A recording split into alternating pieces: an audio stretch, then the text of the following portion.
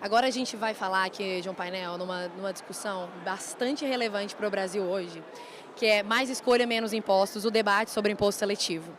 A gente precisa trabalhar esse tema a partir de uma ótica bastante transparente e bastante sincera sobre o que é o imposto seletivo no Brasil hoje, o que ele significa. É um imposto novo, né, que não foi introduzido ainda na economia, a gente ainda não tem, mas a reforma tributária trouxe esse novo modelo para o Brasil.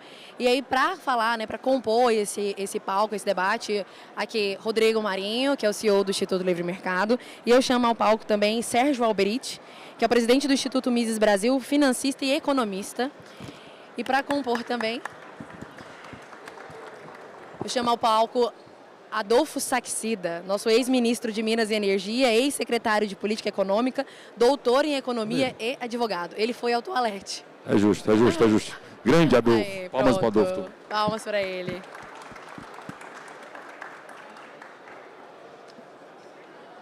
Obrigada.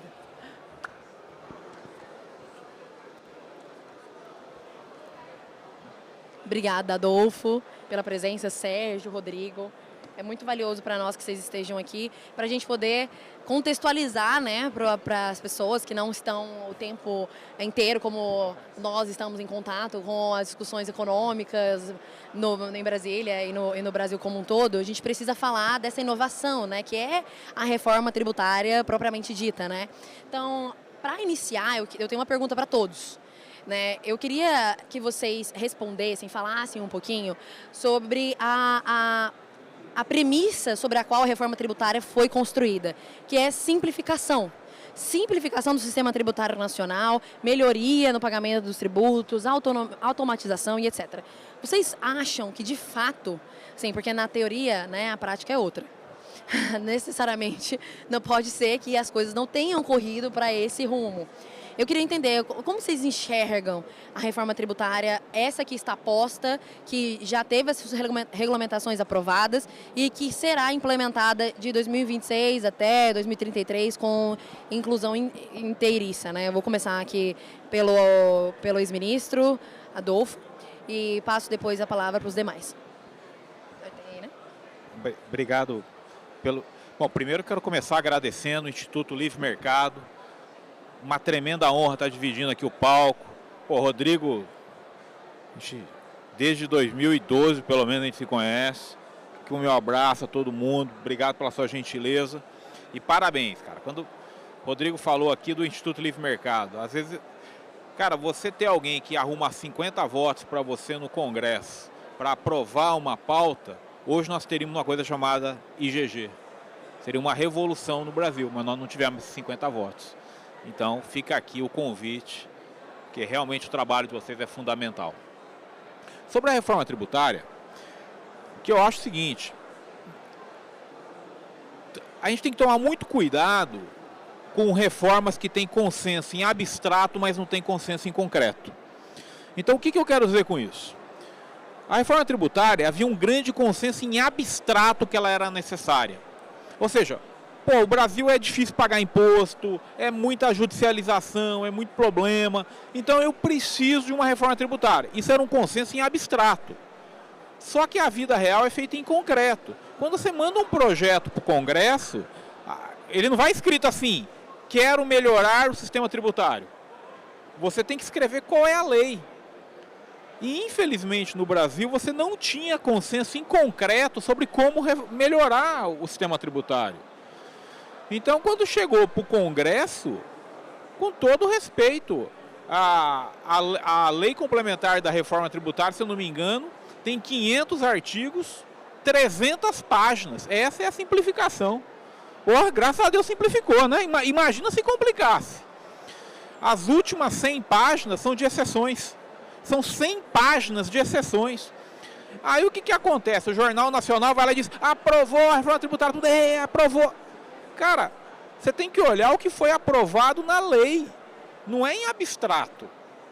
Quando você olha em concreto, eu acho que a gente foi no caminho errado. Eu acho aí que tem um monte de gente comemorando que a hora que chegar o ano que vem, que começar um negócio, fala assim, ixi, rapaz, não era isso que eu queria, não. Por exemplo, alguém aqui quer pagar o IVA mais caro do mundo? Nós aprovamos o IVA mais caro do mundo. Eu não preciso dizer para vocês que quando o IVA é muito caro, você vai chegar em algum lugar e o cara vai falar assim, ó, custa R$100. Se o imposto é pequenininho, R$100 mais 5 de imposto é 105, eu pago. Se o imposto é 28,5, rapaz, você vai voltar a um passado estranho. E a gente fala de reforma tributária, se você acha essa de consumo ruim, deixa você descobrir a reforma tributária da renda que foi aprovada.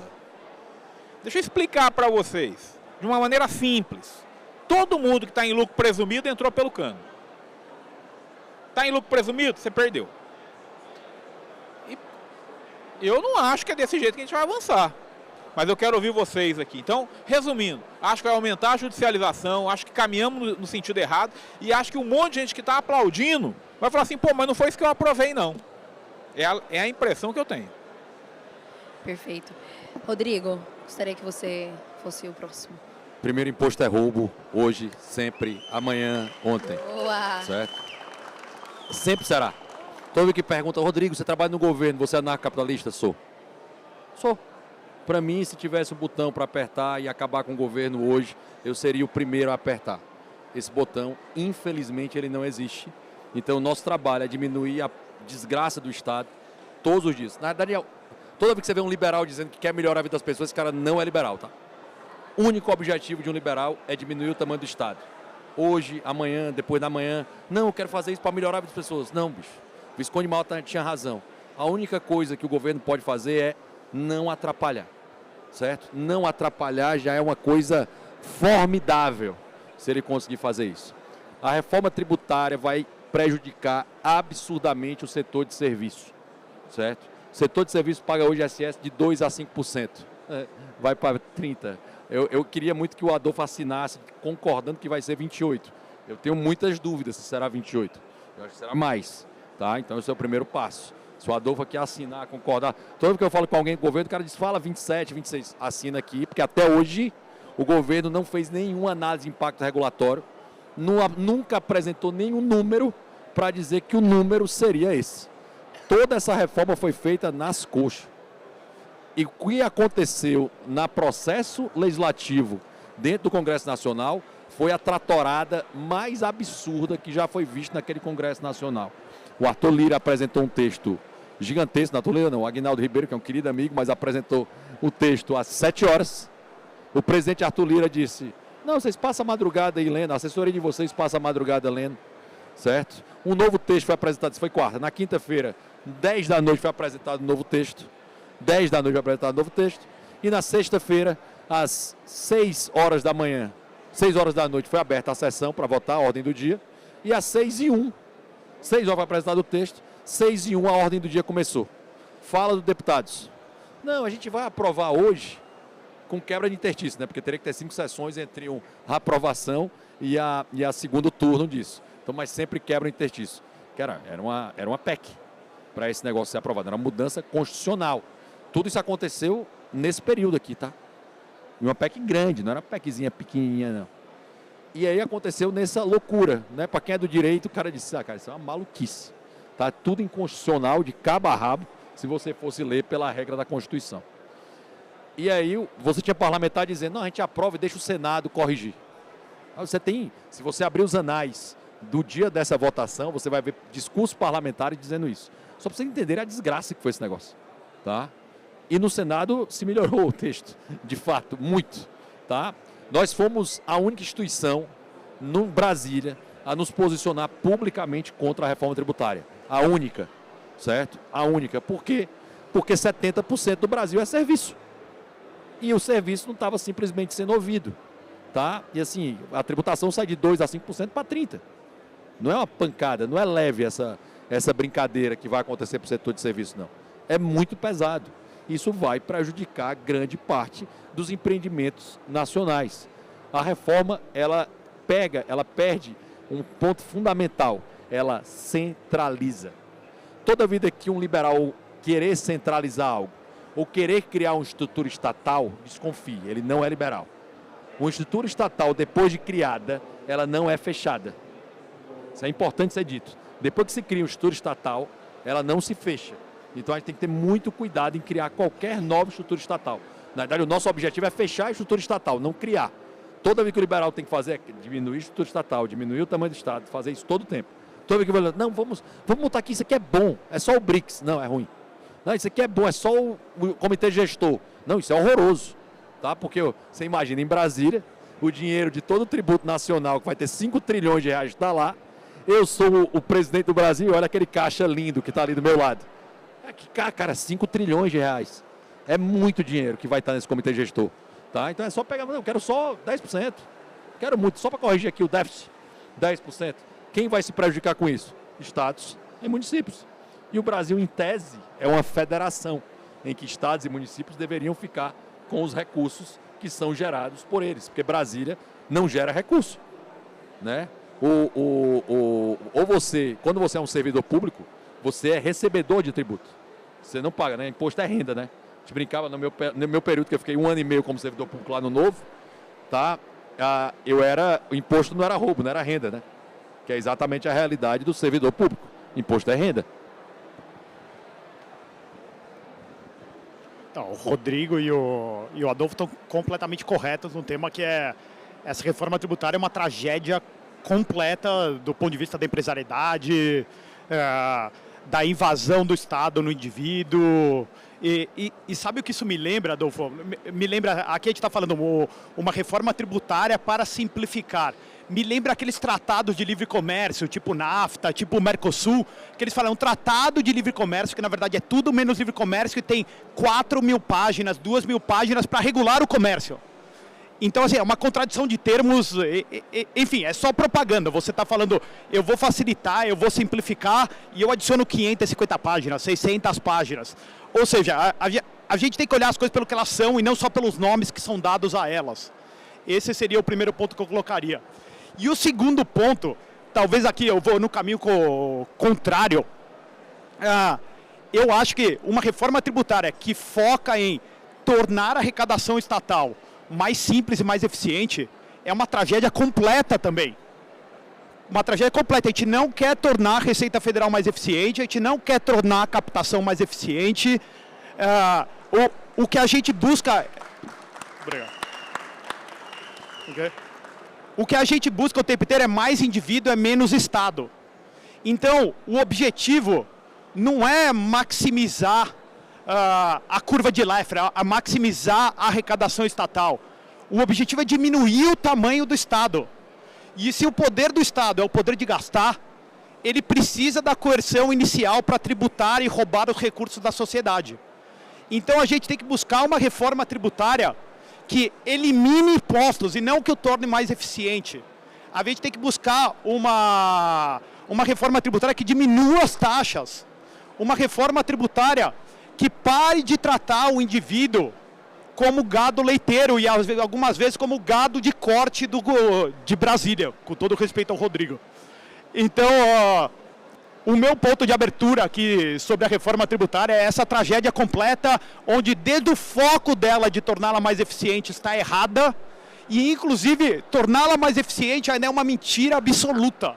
E a gente vive num país de mentiras, a gente vive num estado de mentiras. Perfeito. Eu estou me deleitando, né? Não sei se vocês, mas assim, tá muito bom esse painel.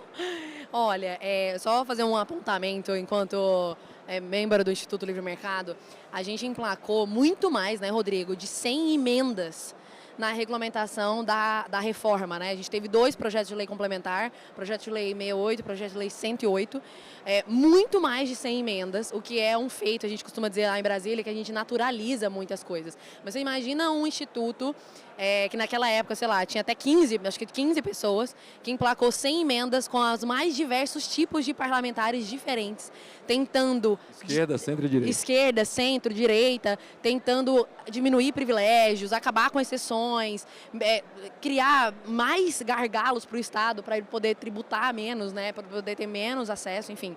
Então, eu queria reforçar isso, que foi um grande marco na nossa história, né. Pois bem, e aí, um dos nossos principais posicionamentos enquanto Instituto Livre Mercado foi, além da posição inerente, contrária à reforma como um todo, nós lutamos até onde foi possível para acabar com o imposto seletivo, que é o tema principal desse painel, que é uma aberração tributária, mas é uma aberração tributária que tem sido aderida e tem sido implementada no mundo inteiro, com uma forma de planejamento central, de tutela da vida das pessoas, dos indivíduos, porém sobre uma premissa muito bonita, muito bela, que é ajudar, né, auxiliar na saúde e na diminuição do ataque ao meio ambiente, fazer com que o meio ambiente seja mais protegido, né? E assim, em tese, o imposto seletivo tem caráter extrafiscal e não arrecadatório, e nós temos visto algumas intenções diversas em Brasília de implementar esse imposto seletivo em uma outra lógica, né? E aí, para começar, eu queria fazer algumas perguntas. Eu vou fazer a primeira, direcionar essa primeiro para o Rodrigo, que é o seguinte. A gente tem um problema, se o problema central da economia, segundo Hayek, é o uso do conhecimento disperso, não seria o imposto seletivo? Vocês estão me ouvindo? Tá falhando? Tá, porque aqui tá falhando. É o uso do conhecimento disperso. Não seria o imposto seletivo uma manifestação do mesmo erro? A crença de que uma autoridade central pode saber melhor o que é melhor ou pior para o cidadão? Queria que você falasse um pouquinho sobre ele. Eu confesso que eu tenho raiva de falar sobre imposto, tá, pessoal? Sempre, eu tenho raiva. Cara, vamos lá. Vou dar alguns exemplos. Bebida açucarada está no imposto seletivo. Por que o açúcar não está? Por que o bolo de chocolate não está? O todinho. Todinho não está. Não dá ideia, não, cara. Peraí. Não é que eu estou defendendo que esteja, não. Mas ele está porque Coca-Cola, Guaraná Antártica, vende mais do que bolo. Então o objetivo não é fazer o bem. O Estado nunca quer fazer o bem, pessoal. O Estado não está nem aí para isso. Entendeu? O Estado não está nem aí para isso. O objetivo central é arrecadar mais. Entendeu? Não é fazer nada disso. Primeiro passo central. Tudo aquilo que a gente gosta, o Estado quer tributar mais. Eu adoro a minha Coca Zero. Tá? Adoro. As pessoas, eu sou católico e eu adoro o que o Chesterton falou. Eu vou beber a minha cerveja, vou fumar o meu charuto e vou para o céu. Né? Obviamente com todo o resto dando certo. Tá? Funcionando. Essa é a visão do católico. É a única religião que eu vou beber cerveja, fumar charuto e posso ir para o céu. Por causa disso. Graças a Deus. Porque eu adoro beber o meu charuto e tomar meu vinho. Que também está no imposto seletivo. Tá? O charuto também está no imposto seletivo. A cerveja também está no imposto seletivo. O petróleo para exportação está no imposto seletivo. Agora, o Brasil genialmente resolveu tributar em 12%, numa medida provisória maluca, na 1341, a exportação do petróleo brasileiro. Ô, gênio, isso é uma commodity, gênio. Se tu está tributando esse negócio no mundo, só vai aumentar o custo. Vai ficar mais caro na volta para a gente, seu energúmeno. Tá? É por isso que eu tenho raiva. Então, quando eu vou discutir imposto seletivo, tem uma associação que eu queria que vocês conhecessem, chama-se Aliança contra o Tabagismo e Proteção da Saúde. É uma galera que faz assim, cara, você tem que proteger a saúde das pessoas. Mas, bicho, nada contra quem fuma maconha, certo? Muito contra quem é a favor do aborto, tá? Para mim é assassinato, ponto. Aí você pode ficar com raiva, chateado, a gente discute muito depois, mas não é o tema desse painel agora, tá? Mas dentro dessa discussão, essa mesma turma que depende meu corpo, minhas regras, é a mesma turma, é a turma que se incomoda que você fume seu charuto. É a forma que se incomoda que você tenha o cigarro eletrônico no Brasil. Só para vocês entenderem, todo cigarro eletrônico que vocês veem no Brasil hoje, ou é PCC, ou é comando vermelho, ou é contrabando, ou é descaminho. É igual o computador foi um dia. Igual, certo? Igual. E deixando claro sobre a aborto, a gente pode discordar e ser amigo, tá? Fica tranquilo, certo? Nesse ponto, que essa é a graça de liberais. Se discorda e continua amigo, tá? Dentro desse contexto, você tem uma série de problemas relacionados a isso. Por que eu posso fumar o cigarro convencional e não posso deixar que a indústria produza, distribua, comercialize e venda esse produto no Brasil? Por que não? Porque eu não gosto. Então se lasca, bicho. Certo? Tá? Isso é um problema teu, não meu. Agora é engraçado que essa mesma galera que defende você poder usar maconha, e repito, nada contra, tá? E defende que você possa fazer o aborto, é a mesma galera que é contra você tomar o diabo do refrigerante. Como assim, velho? Tá? ou coerência no diacho da tua vida, certo? Nesse caminho, tá? Como é que vai funcionar isso? E é legal porque eu uso o argumento de liberdade de escolha, que aí eu falei do aborto de propósito só para deixar que aqui é uma ampla discussão que não está nesse debate, certo? Eu não vou entrar aqui, eu só joguei o polêmica para trazer, para chamar a atenção de vocês, certo? Mas se isso aqui vale liberdade de escolha, ela tem que valer para as pessoas terem a liberdade de errar com a sua própria vida, de errar com aquilo que você faz. A base da defesa da liberdade é a possibilidade de alguém errar, certo? Esse é o fundamento fundamental da ideia liberal, a possibilidade de eu fazer besteira e de eu ter as consequências dessa besteira, né? O Thomas Sowell, num livro maravilhoso chamado Conflito de Visões, em que ele explica a diferença da visão restrita e da visão irrestrita, certo? Que é fantástico, recomendo demais esse livro. Ele, no último capítulo, na última página, ele fala que ao lado da estátua da liberdade deveria ter a estátua da responsabilidade. Não existe liberdade sem você arcar com a consequência dos seus atos. Perfeito, obrigada. Adolfo, próxima pergunta para você. O preço, né, ele é essencial para o cálculo econômico, né? Então, quando eles passam a refletir não apenas as questões de preferência, escassez, a própria existência ou não de uma demanda, mas também decisões políticas, né, interesses políticos, sobre o que deve ser ou não incentivado. Você acha que faz sentido? Você acha que o imposto seletivo, nesse contexto de uma tributação feita com uma premissa exclusivamente política, porque como o Rodrigo mencionou, né, é a Coca-Cola, porque a Coca-Cola é gigantesca, é o Guaraná, é a Ambev, são as vinícolas, os vinhedos, os produtores, porque são grandes, porque tem uma grande monta de faturamento e tudo. Você acha que faz sentido um imposto como esse na realidade brasileira? Você concorda? Eu queria ver um pouquinho sobre a sua visão. Eu vou dar um passo atrás para responder. E aqui vai um desabafo meu aí, né? Muita gente, né? Eu me lembro aí, pessoal que hoje não aparece muito, mas dizia: Bolsonaro e Lula é a mesma coisa. Vamos ver se é a mesma coisa? O que nós iríamos fazer com o IPI? Ia acabar. Nós reduzimos 35% e já estavam as contas para a gente zerar o IPI. Fica tranquilo, a Zona Franca de Manaus não ia perder nada. A gente ia dar o dinheiro do mesmo jeito para vocês. Fica tranquilo. E acabar o IPI, meu amigo. Ora, o IPI é a base do imposto seletivo. Respondendo você, com a gente não ia ter mais imposto seletivo. Acabou. Então, primeiro, porque moralmente é correto, que é a sua pergunta. Não faz sentido o Estado de fazer esse tipo de coisa. Essa escolha não é estatal, ela tem que ser individual. E segundo, porque do ponto de vista econômico, o IPI ainda tem um problema mais sério. Todo imposto gera distorção, mas o IPI, além da distorção de um imposto, ele aumenta a tributação intersetorial, ou seja, ele afeta a alocação de capital entre setores na economia. Então, quando você zera o IPI, você primeiro reduz o peso mor de um imposto e segundo, você reduz a má alocação de recursos entre setores na economia.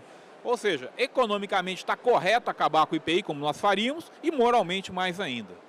Então, fica aí. O que faltou para fazer isso? 2 milhões de votos.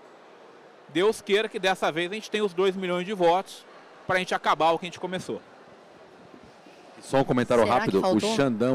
O Xandão, ele julgou, na época que o Bolsonaro baixou o IPI, o julgamento do Xandão foi: o presidente não tem competência para poder baixar o IPI da forma que quiser.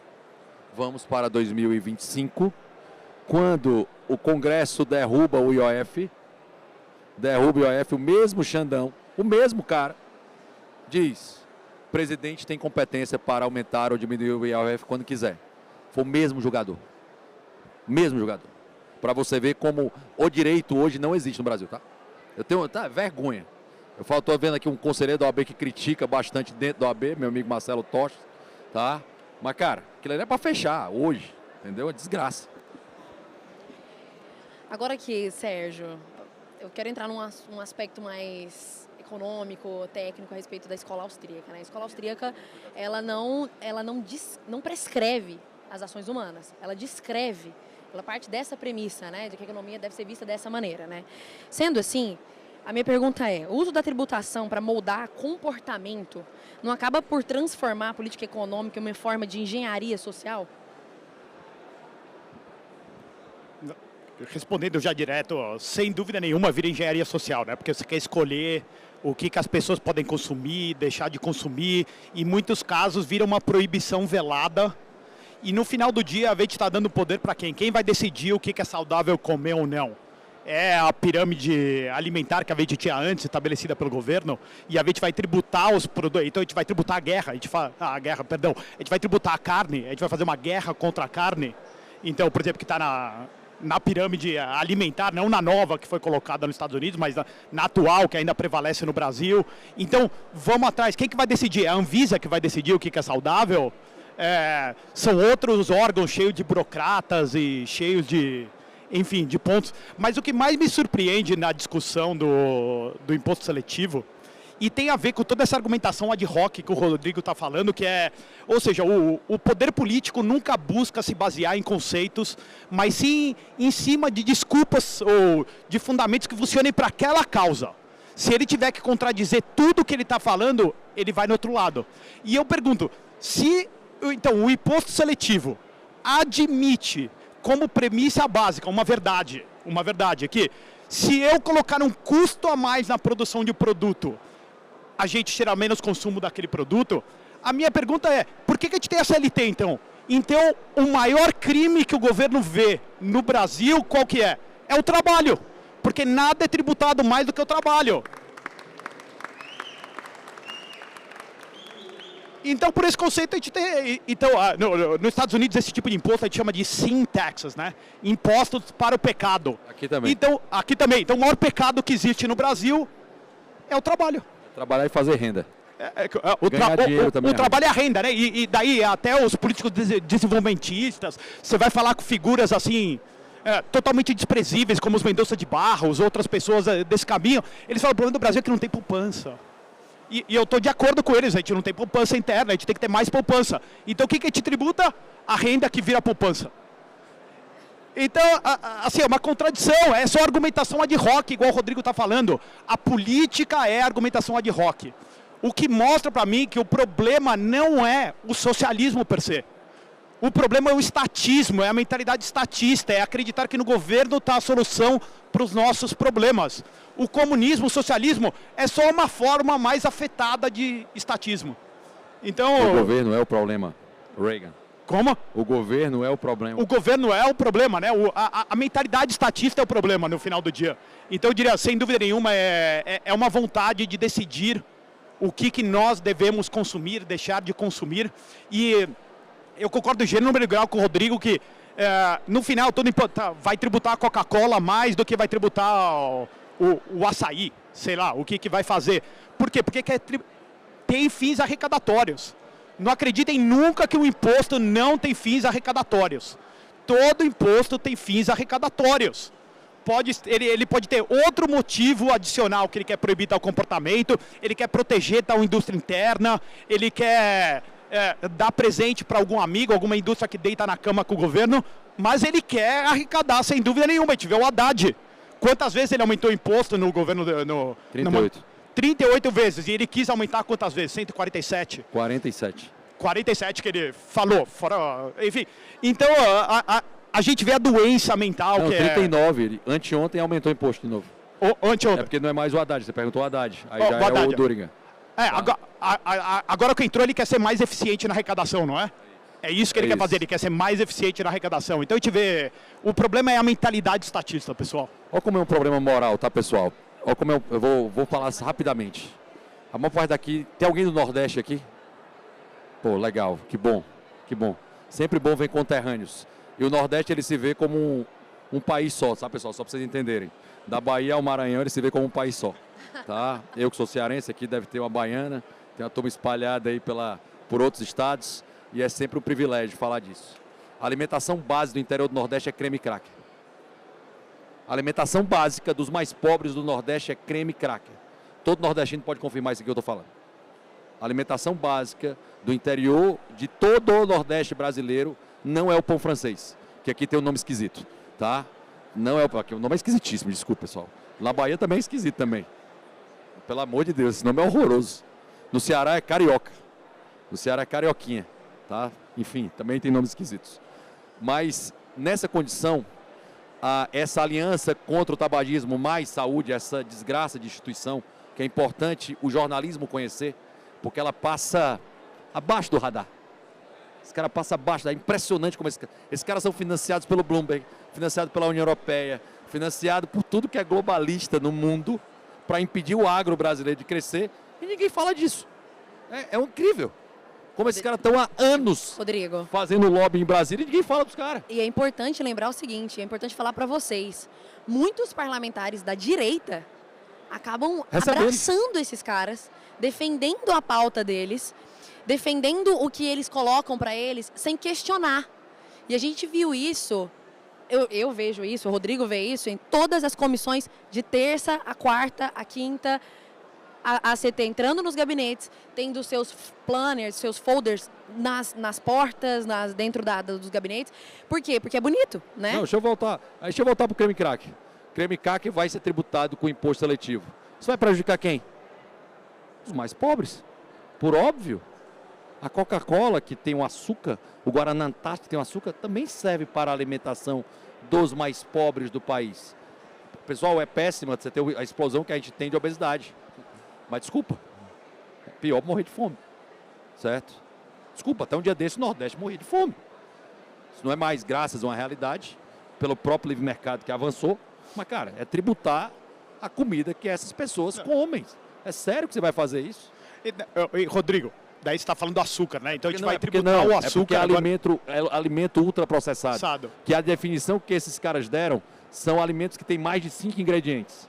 Então, se eu juntar 6 sucos diferentes e fazer o tutti-frutti, ele é ultraprocessado. Tá. Não, mas o ponto daí, vamos atacar o açúcar, mas ao mesmo tempo tem subsídio para a indústria do açúcar, de produção de açúcar.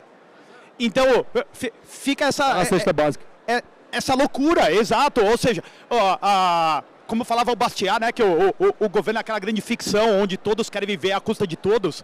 É isso que a gente acaba vendo. Então, na produção a gente tem subsídio. Então, a gente alguém está espoliando outras pessoas. E daí na outra ponta, vamos taxar, vamos proibir a produção, o consumo de açúcar. Vamos fomentar a produção e vamos brecar o consumo. Ou seja, não tem nem sentido lógico. Você consegue ver essas contradições o tempo inteiro. Pessoal, a última pergunta sobre esse assunto, né? O último tema que eu quero levantar aqui é o seguinte.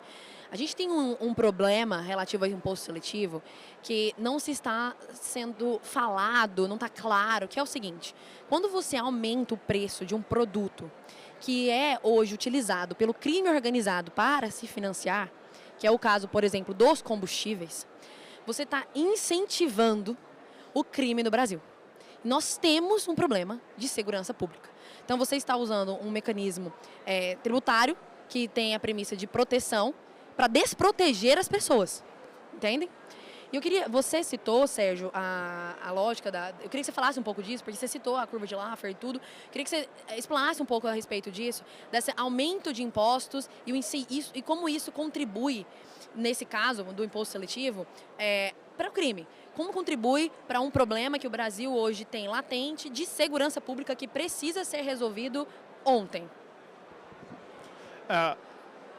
É um caminho na direção contrária. Não sei, todo mundo aqui já ouviu falar da lei seca nos Estados Unidos nos anos 20, né?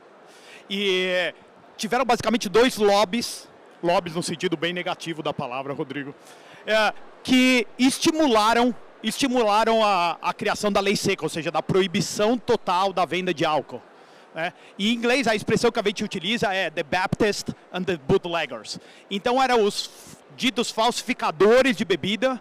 Esses caras, então, os bandidos, as pessoas que queriam vender a bebida no mercado negro, eram as pessoas que financiavam. Que falavam, não, a gente quer a manutenção dessa lei. Porque quem que vai prosperar na informalidade? O Al Capone ou o pequeno empresário que vai abrir uma loja? E o outro eram os Baptists, ou seja, eram os puritanos que queriam proibir isso por alguma questão moral, no caso religiosa, que vinha por trás. Então a gente vê comumente nesse tipo de situação 2 grupos totalmente distintos convergindo e se juntando com esse objetivo, e é um objetivo de ganho próprio. No caso da alimentação, a gente vê também o mesmo ponto. Então, subsídios para a indústria do açúcar e para a indústria de corn, como é que fala em português? De milho nos Estados Unidos, e a gente via lá os adventistas de sétimo dia, que era o contra a carne, somente o Harvey Kellogg, o fundador da Kellogg, assim, empurrando total. Então a gente via de novo dois tipos de pessoas apoiando esse tipo de medida. Eu acho que é isso que acontece no Brasil. Então a gente vai ver ditos puritanos apoiando a medida, ou seja, realmente a gente tem um problema de obesidade, mas não é porque as pessoas têm escolhas para consumir. Tá? Tem outras causas raiz. E a gente vai ter uma série de corruptos, de pessoas que querem sentar na cama com o governo ou que querem agir na informalidade, onde eles vão ter a vantagem competitiva sobre o pequeno empresário, apoiando isso também. Então, eu diria que é mais um caso clássico, ou seja, nada que acontece no Brasil hoje, do século XXI, não aconteceu em outro lugar no passado, no Brasil, em outros lugares. É só a aplicação das mesmas falácias econômicas a uma situação diferente de local e tempo. Deixa eu só ser mais... ir para o caso concreto aqui. E para o caso concreto da pergunta. Deixa eu explicar como é que funciona o mercado de combustível. O mercado de combustível ele tem uma série de tributos normal que todo mundo paga. Eu não vou entrar em detalhes de peculiaridade, mas ele tem além dos impostos, ele tem uma série de obrigações que eu vou chamar de obrigações acessórias. A sua pergunta está dizendo o seguinte: além dos impostos naturalmente pagos por combustíveis, tem uma série outra de obrigações acessórias. Essas obrigações acessórias, elas são mais difíceis da Receita verificar se estão sendo cumpridas ou não, porque não é a Receita que checa isso. Eu não vou entrar em detalhes, é um outro lugar. O que acontece?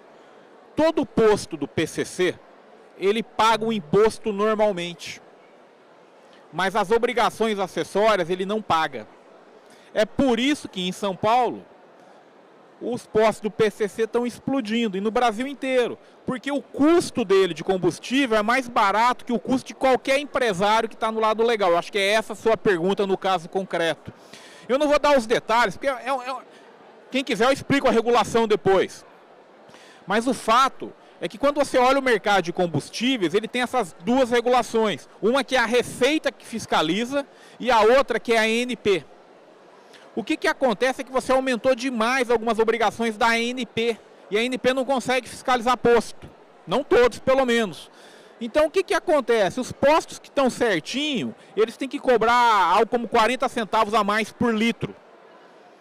Resumindo, todo posto ilegal que é filiado ao PCC, ele paga um imposto normal. A Receita vai lá, não, esse posto está certinho. Só que, como é que a gasolina dele está mais barata? Porque ele não está pagando os 40 centavos que é a ANP que já está fiscalizando. Você me viu? Eu não vou entrar em detalhes, né? Mas o que acontece é essa sua pergunta. É por isso que o PCC está comandando os postos em vários lugares do Brasil. É por causa dessa falha regulatória. Então, toda vez que você aumenta essas obrigações que a ANP devia fiscalizar, você favorece todos os postos ilegais no país. Então, acho que bem direto, acho que essa... Perfeito o comentário. Queria passar para o Rodrigo. E, Rodrigo, queria que você citasse nesse aspecto algo que a gente tem uns setores, né, que a gente tem visto bastante, trabalhado bastante, que é, por exemplo, cigarro, bets, que é o mal do mundo hoje, né, no Brasil, todo mundo abomina. E indo para essa premissa de crime, como é que você enxerga com o imposto seletivo contribuindo para isso aí? Só uma pergunta, alguém tem noção do número da margem de lucro de posto de combustível ou de distribuidora? 5%. Margem alta, tá? Muito bem, 5%. Muito bom. Normal é 2, 2,5%. A brincadeira. Oi? Deputada Júlia Zanata, que está aí. Muito bom tê-la. Já ela fala no próximo painel. Ela, a deputada Júlia Zanata, vão estar no próximo painel. Ela, deputada Júlia Zanata, deputada Dani Ortiz estarão no próximo painel sobre... E o grande André Macíria vai estar aqui no painel sobre liberdade de expressão. É de 5%. Sabe quanto é a margem que esses postos do PCC, porque era para doer no ouvido, né, pessoal? Tem postos filiados ao PCC, era para chocar, né? Não choca mais tanto, né? posto do PCC tem 50% de margem. Como é que o mercado concorre com esses caras? Esses caras fazem lobby em Brasília, tá? Lobby pesado, eles têm estrutura, eles têm consultoria, eles têm gente lá e a gente sabe quem são. Inclusive tem uma empresa chamada Refit, super famosa, né? O cara é o devedor, quanto mais poderoso, que leva o Luiz Roberto Barroso lá para Nova York, inclusive homenageia, o Luiz Roberto Barroso elogia na palestra. Esse cara não consegue chegar no Brasil se ele entrar, que ele é preso. Só para vocês entenderem a situação que esse cara tem hoje. Só que ele declara, né? Então no tributário, como ele declara, então para isso ele está sendo preso por outra razão, não é por essa do tributo não, tá? Para vocês entenderem a razão dele. Aí eu tenho um segundo caso. O segundo caso é, e aí você tem dificuldade de concorrer, então tem que resolver esse problema da criminalidade. O livre mercado começou a entrar no tema de segurança pública por causa disso, entendeu? Porque não tinha nenhuma razão da gente estar nesse tema. Cara, não é um tema próprio do livre mercado. Mas, cara, o market share em combustível estava chegando a 20%. 20%. O market share no mercado de cigarros eletrônicos é de 100%. Tá? A indústria não participa do mercado de cigarros eletrônicos do Brasil. E o pior é que a Anvisa usa estudos do Brasil para dizer que aquilo faz mal demais. Não, peraí. Então quer dizer que a Anvisa pega estudo do que o PCC produz para dizer que aquilo é muito ruim? Ah, porque não era para valer esse estudo, né? Como é que eu estou usando um estudo de algo que não é legal no Brasil, porque eu não posso atuar no Brasil? Mas a base da Anvisa para proibir é essa. Vou para o setor de bets. Setor de bet. Cara, liberal precisa defender o direito das pessoas apostarem. Liberal que é liberal tem que defender o direito das pessoas apostarem. Pelo amor de Deus, o dinheiro é da pessoa. Ah, meu Deus. Aí é a justificativa da época do Bolsa Família. Não. Lembra que o projeto original do governo Lula era fome zero, né? Era produzir o alimento, distribuir o alimento e entregar o alimento. Era esse o projeto original, meu caro amigo do Marcelo, do Lula. Era esse o objetivo dele. Qual foi o projeto que deu certo? Eu dar o dinheiro, Milton Friedman, nas pessoas e as pessoas decidem o que farão com isso. Sabe qual era o argumento da época? O Adolfo lembra disso. As pessoas vão beber cachaça. Cara, de verdade, eu ganho R$600 no mês.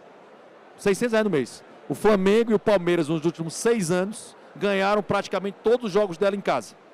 Cara, R$20 toda a vida no Flamengo e no Palmeiras jogando em casa, velho. Desculpa, eu tô de Fortaleza, não dá pra fazer isso com Fortaleza. Mas com Flamengo e Palmeiras dá.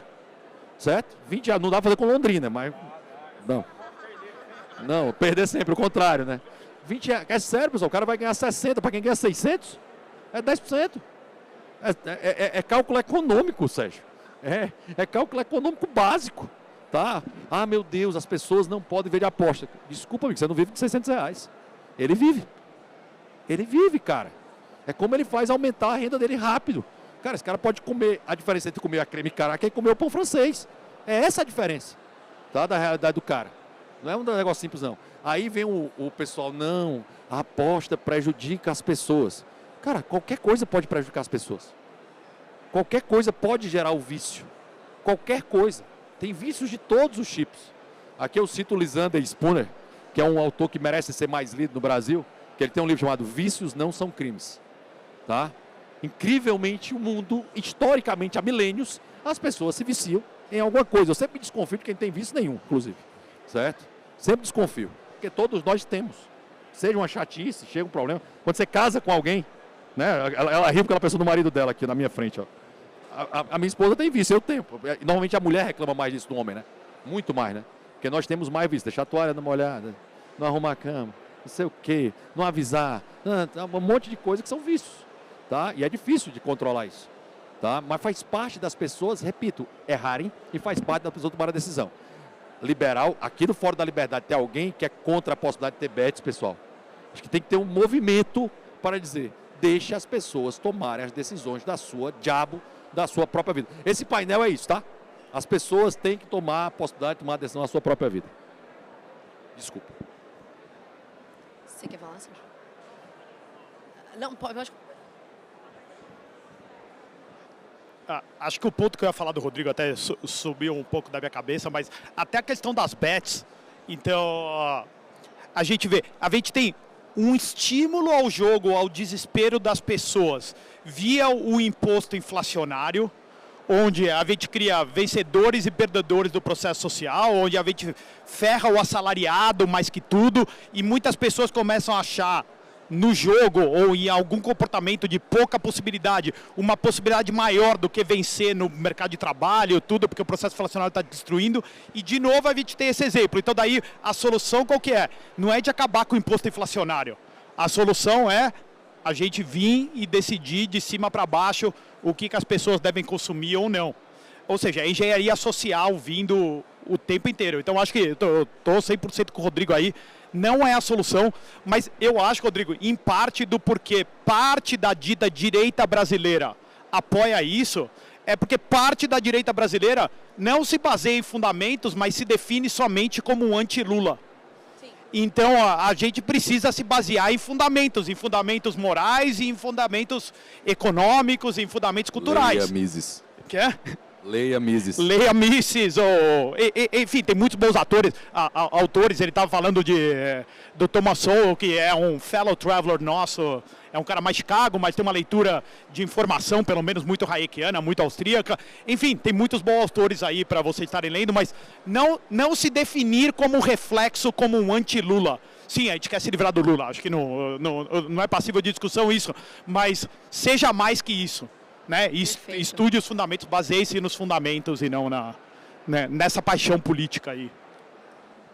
Pessoal, contando aqui, contextualizando um pouco disso que o Sérgio trouxe aqui, de seja mais do que anti-Lula, né? Em várias oportunidades em Brasília, nós, enquanto instituto, a gente tem essas conversas com os parlamentares e assessores. É preciso, sim, focar na dosimetria, é importante para o Brasil, a gente precisa discutir esse assunto, obviamente. Isso é, talvez, um dos principais assuntos que a gente tem hoje no Brasil, talvez o principal, né, quando se fala em liberdade. A gente precisa, sim, focar nos abusos do Supremo Tribunal Federal, mas nós somos, sim, um grande número que, se organizado, que se não se matar, porque a gente precisa entender, nós estamos todos do mesmo lado, a gente não pode se matar. A gente precisa, apesar das discordâncias, seguir juntos por um objetivo maior, que é o objetivo de proteger a vida, a liberdade e a propriedade privada no Brasil. A gente consegue calar a esquerda. Quando eu falo isso para vocês, estou dizendo isso, pegando o gancho do que o Sérgio trouxe, que hoje no Brasil, mais de 50% do mercado de bets é composto por bets ilegais. Existe no setor de bets lavagem de dinheiro pesada. Lavagem de dinheiro para o PCC e o Comando Vermelho. Existe um tributo, existe chama Gaming Tax, que é um tributo, uma espécie de tributo que só setor de bets paga no Brasil. Existe uma taxa de fiscalização, veja bem, uma empresa privada, empresas privadas no Brasil pagam uma taxa de fiscalização mensal, milionária, para que o governo as fiscalize. É assim, olha, governo, toma aqui 2, 3, 4, 5, 6, 7 milhões para você me fiscalizar mensalmente. Esse dinheiro vai para uma conta única no Ministério da Fazenda, na Secretaria de Prêmios e Apostas, e ninguém sabe o que está sendo feito. Vocês têm noção disso? E aí a gente tem uma direita que tem que cobrar isso. Peraí, governo federal, todo dia você está falando que você precisa aumentar imposto, criar novos tributos, aumentar a alíquota, ajustar. Onde que está o dinheiro que você já está recebendo? Eu quero. O que nós fazemos? A gente pega os nossos parlamentares, a gente apresenta requerimento de informação, que se o ministro não responder, ele responde por crime de responsabilidade. A gente fala, eu quero saber onde está a destinação. Está fazendo o quê? Por que o crime só aumenta? Por que vocês estão criando mais um imposto para falar que vocês precisam acabar com o BETS, porque BETS está auxiliando no endividamento do Brasil? O que você, Ministério da Fazenda, está fazendo para auxiliar no endividamento das famílias? Será que a gente não está com uma ótica muito focada em um só lugar, sendo que a gente tem capacidade, braço, inteligência, pessoas capacitadas para nos fazer enquanto direita brasileira? E aqui, gente, eu não ligo para esse negócio que a galera fala, porque direita não define. Esquece isso. Vamos esquecer essas definições teóricas muito minuciosas. A gente não precisa ficar detalhando. A gente é direita, nós defendemos a vida, a liberdade, a propriedade. Nós temos capacidade de dominar as comissões temáticas. Nós temos capacidade de dominar uma comissão de educação, como o Nicolas Ferreira, enquanto presidente, fez de forma muito bem estratégica. Nós temos capacidade de dominar e de ganhar a presidente de uma comissão de mulher, tá? Entendam, a gente perdeu. Não foi o PSOL que venceu, a gente perdeu. Mas a gente tem capacidade de vencer. A gente tem estrutura para na Comissão de Finanças e Tributação não deixar passar esses projetos absurdos.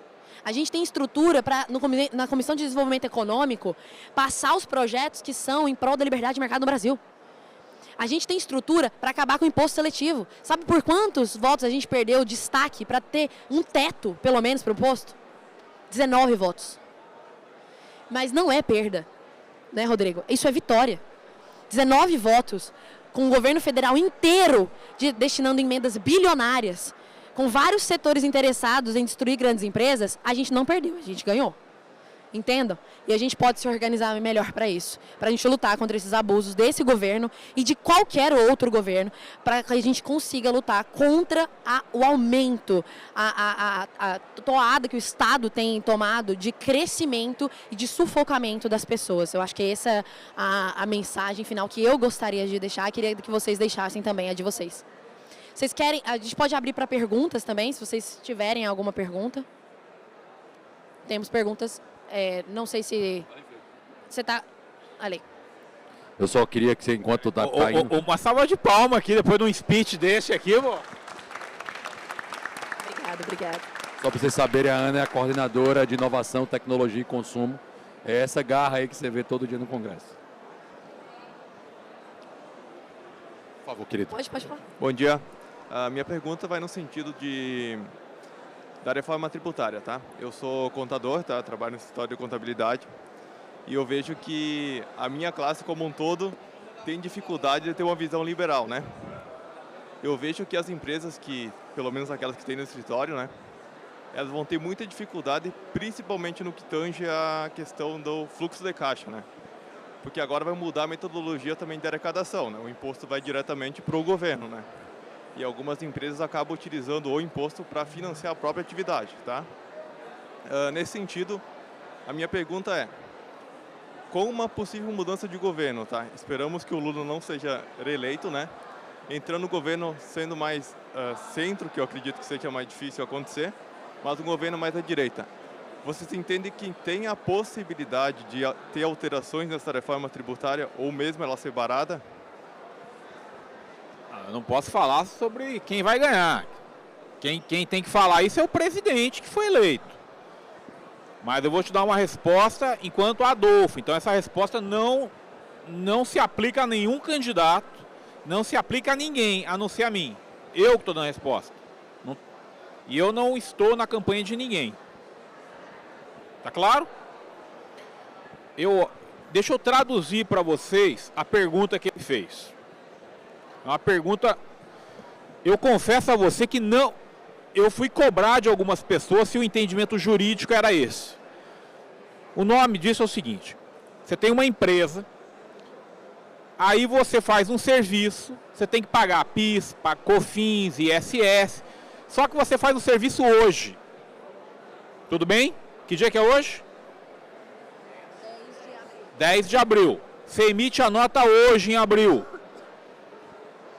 Na minha empresa, eu vou pagar esse imposto 20 de maio, mais ou menos. Na empresa que eu tenho. Tudo bem? Tá claro para todo mundo? Fiz o serviço hoje, ganhei o dinheiro hoje, emiti a nota, botei o dinheiro no bolso. Na empresa que eu tenho, aproximadamente 20 de maio eu vou pagar o imposto. Ou seja, eu tenho 40 dias que o dinheiro vai estar no meu bolso e eu não paguei para o governo. Aí daqui 40 dias eu tiro do meu bolso e pago para o governo. É essa a sua pergunta. Esse é o sistema hoje. A reforma tributária aprovou algo chamado split payment, que eu acho que é a sua pergunta. O que é o split payment? Quando alguém me paga... Agora mudamos de mundo. Entramos no mundo da reforma tributária aprovada no Congresso. Algumas pessoas estão com o seguinte entendimento. Assim que a empresa... Eu faço o serviço hoje. Eu ganhei R$100. Em vez dos R$100 vir para o meu bolso, só vai vir para o meu bolso R$88. Os outros 12 vão direto para a conta do governo. que é isso que está falando. O que aconteceu com o meu fluxo de caixa? Em vez de entrar R$100 hoje e eu usar esses R$100 por 40 dias, vai entrar só 88. Então esses R$12 de imposto eu não vou poder usar.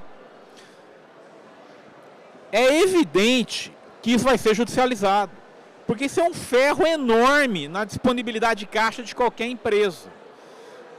Para mim, tá errada essa interpretação. Isso não tem como um negócio desse andar, tá? Eu acho que é essa a sua pergunta. Ficou claro qual é a pergunta dele? Então você vai pegar qualquer empresa brasileira e vai fazer o que com o fluxo de caixa dela? Vai reduzir imediatamente em 12%, 13%. Dependendo da qual é a alíquota do IVA que ela vai cair. Em alguns casos, 27,5%. Não dá para ser assim. Você não pode fazer isso num fluxo de caixa de uma empresa. Então, eu não acredito que uma maluquice dessa vai andar. Essa é a minha opinião. Entenderam a dúvida do cara? É uma dúvida para lá de pertinente. Posso só fazer um complemento? Acho que a resposta do Saxida está perfeita, explicando o efeito sobre o capital de giro, o efeito nefasto que a gente vai ter, ou seja, as empresas vão ter que buscar outra solução para tá financiando o seu capital de giro, o seu dia a dia.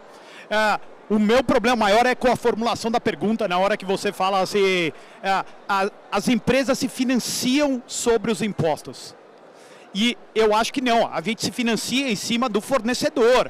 Eu vou pagar o fornecedor a prazo, eu adquiri um recurso e estou usando esse recurso no capital produtivo. A mudança, e é por isso que eu falo que é importante a gente utilizar as palavras corretas. E infelizmente essa expressão é utilizada nas finanças clássicas, na contabilidade geral. A gente trata um imposto como um custo da mesma maneira que a gente está tratando pagar o seu fornecedor. Mas não, a gente tem que lembrar, o imposto, como o Rodrigo falou, ele abriu e o pessoal estava distribuindo o adesivo aí, o imposto é roubo. Você vai ser espoliado antes. Isso tem efeito sobre o seu capital de giro, mas não é o mesmo conceito de custo que pagar o seu fornecedor e pagar o seu funcionário. Você não se financia em cima de impostos. Você é roubado mais cedo ou mais tarde, somente isso. Um aplauso para os três nossos brilhantes oradores. Muito obrigada, pessoal, pela presença. Sérgio, Adolfo, Rodrigo. Obrigada. Prazer sempre, cara. Obrigada, Sérgio. Obrigada. Bate uma foto aqui. Fotinho.